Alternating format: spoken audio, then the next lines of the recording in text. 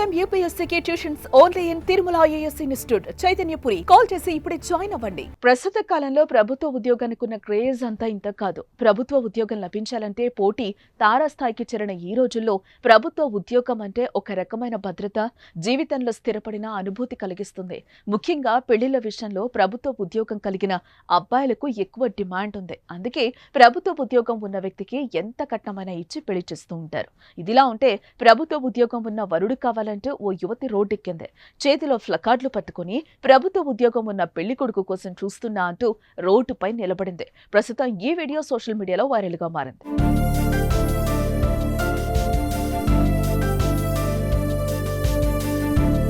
పెళ్లి కూతురులా ముస్తాబైన ఈ యువతి రోడ్డుపై ఓ ప్లకార్డు పట్టుకొని నిల్చుంది.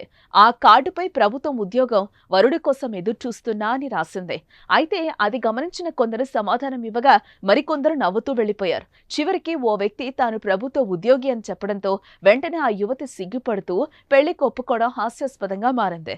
ఈ వీడియో వైరల్ కావడంతో నెటిజన్లు స్పందిస్తూ ఇది నిజ జీవితంలోనూ జరుగుతూనే ఉంది అని కామెంట్స్ చేస్తున్నారు. మరికొందరు ప్రభుత్వ ఉద్యోగానికి ఉన్న డిమాండ్ పై సెటైర్ గానే కనిపించారు, వాస్తవానికి దగ్గరగానే ఉంది అంటూ చర్చిస్తున్నారు. ప్రభుత్వ ఉద్యోగాలకు ఉన్న డిమాండ్ ఇంకా తగ్గలేదని ఈ వైరల్ వీడియోతోనే అర్థమవుతుందంటూ కామెంట్స్ చేస్తున్నారు.